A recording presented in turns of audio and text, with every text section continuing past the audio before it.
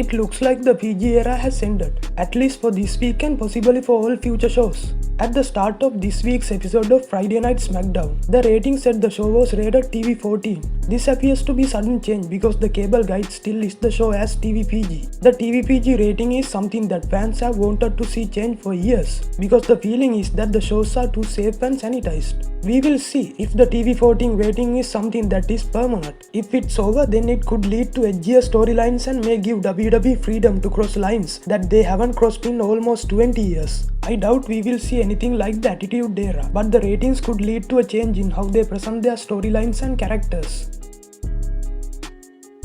This week on Friday Night SmackDown, it was announced that Hall of Famer Shawn Michaels will be appearing on Monday Night Raw. Michaels will be on the show to address what Randy Orton did to Ric Flair on last week's show. For those of you that missed it, Orton hit Flair with a low blow before punting him in the head. This was after Orton betrayed Flair for being a liability to him. There is some speculation that there is a major swerve coming at SummerSlam.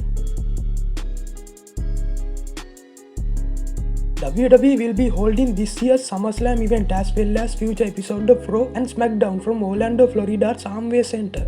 Dave Meltzer has reported that the working plan is that Raw and SmackDown will return to airing live starting with next Friday's SmackDown. The Raw episode on August 24th will be live as well. The assumption is that as long as everything goes off smoothly at SummerSlam, then most of WWE television shows will also emanate from Amway Center for the foreseeable future. John Alba has posted a video of the production trucks arriving at the arena.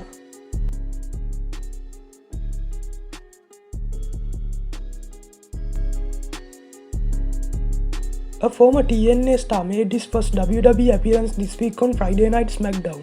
Christopher Joseph Parks, the man who many fans knew as Abyss in TNA Wrestling, appeared in a backstage segment with AJ Styles shortly before they went to commercial break. Parks also appeared with Styles for an in-ring segment, and he was introduced as being part of Styles' legal team as Styles made the case that nobody deserved to challenge for the Intercontinental Championship. This may be his first WWE TV appearance, but he's been with the company as a producer since January 2019. This was a clear note to fans who remember the Styles vs Abyss matches from many years ago in TNA. The segment led to Jeff Hardy coming down to stake his claim as the #1 contender for the Intercontinental Championship. Hardy vs Styles match was moved to next week's SmackDown instead of SummerSlam.